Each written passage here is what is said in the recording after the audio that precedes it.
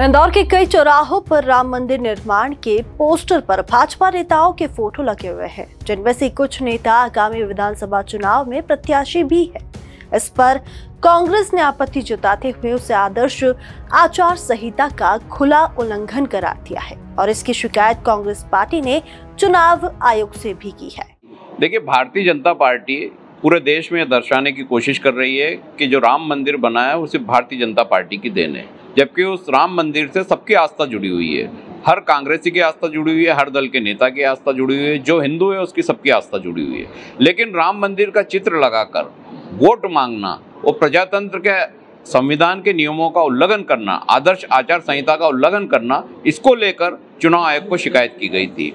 उसमें यह स्पष्ट किया गया था कि कांग्रेस इस बात का विरोध कर रही है कि भगवान राम का अपमान भारतीय जनता पार्टी कर रही है। भगवान राम के नाम से जो मंदिर बना है, जो राम मंदिर का निर्माण हो रहा है, उसका अपमान कर रही है, क्योंकि उस तस्वीर पर, मंदिर की तस्वीर के साथ अनेक ऐसे लोगों के चित्र लगाए गए जो भाजपा के उम्मीदवार हैं, जिन पर डकैती, हत्या, बलात्कार, इस तरह के मुकदमे दर्ज हैं। बलवे के भी मुकदमे कई लोगों पे दर्ज हैं। अगर ऐसे लोगों के चित्र लगाकर भगवान राम के समकक्ष खड़ा किया जाता है तो देश का हर हिंदू, देश का हर सनातनी उसका विरोध करेगा।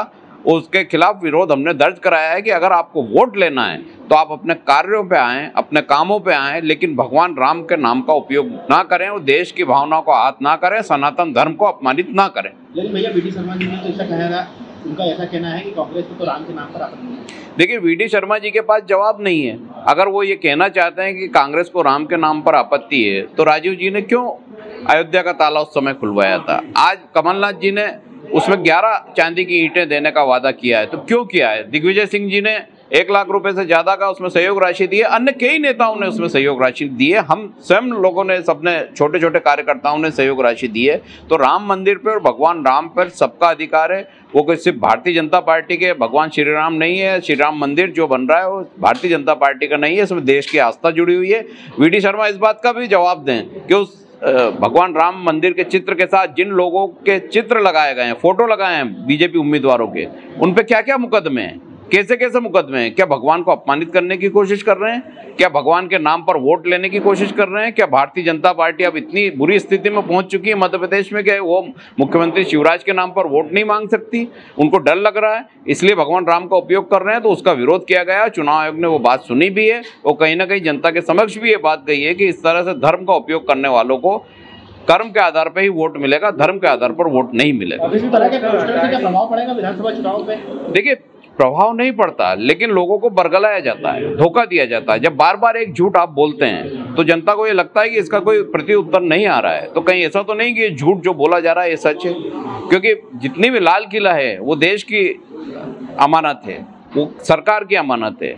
राम मंदिर है, वो ट्रस्ट के माध्यम से बनाया जा रहा है, अनेक लोगों का सहयोग है, वो देश की अमानत है, वो सरकार की अमानत है। और सरकार में सब, हर व्यक्ति का वोट जाता है, किसी धर्म के आधार पर वोट नहीं जाता है कि वहाँ से हिंदू का वोट है, मुस्लिम का वोट है, सिख का वोट है, सब मिलके एक सरकार बनाते हैं। और सरकार अगर कोई काम करती है तो हर नागरिक का होता है, लेकिन उसको भारतीय जनता पार्टी के चुनाव चिन्ह के साथ, भारतीय जनता पार्टी के उम्मीदवारों के साथ वोट मांगने के लिए राम मंदिर का अगर उपयोग किया जा रहा है तो बेहद आपत्तिजनक है और भगवान राम का अपमान है, सनातन धर्म का अपमान है। अभी भी पोस्टर नहीं हटाए गए, लगे हुए हैं। देखिए, हमने हमारी कार्रवाई कर दी है। चुनाव आयोग से यह भी बोला है कि अगर आप इसको सही मांगते हैं तो हमें भी अनुमति दे दें, क्योंकि भगवान राम मंदिर का चित्र लगाकर हम भी वोट मांगे। हम भी महाकाल लोक का चित्र लगाए, माननीय कमलनाथ जी ने उसका ओपनिंग किया था।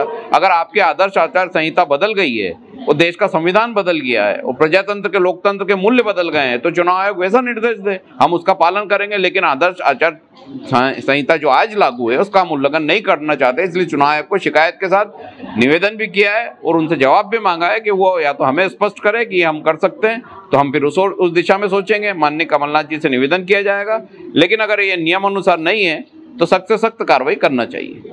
मध्य प्रदेश कांग्रेस कमेटी के प्रदेश सचिव राकेश सिंह यादव ने कहा है कि राम मंदिर ट्रस्ट का गठन कर केंद्र सरकार ने राम मंदिर निर्माण के लिए किया है। देश में अनेक धर्म, राजनीतिक दलों के नेताओं ने मंदिर निर्माण में सहयोग राशि दी है। ऐसे में मध्य प्रदेश विधानसभा चुनाव में भारतीय जनता पार्टी द्वारा चुनाव चिन्ह के साथ भाजपा विधानसभा प्रत्याशियों के फोटो लगाकर धर्म के आधार पर वोट को प्रभावित करने का प्रयास किया जा रहा है, जो आदर्श आचार संहिता का भी उल्लंघन है। इंदौर से मृदुभाषी के लिए चंकी बाजपाई की रिपोर्ट। वीडियो को लाइक करें, शेयर करें। मृदुभाषी से जुड़ने के लिए चैनल को सब्सक्राइब करें। नोटिफिकेशन के लिए बेल आइकन दबाना ना भूलें।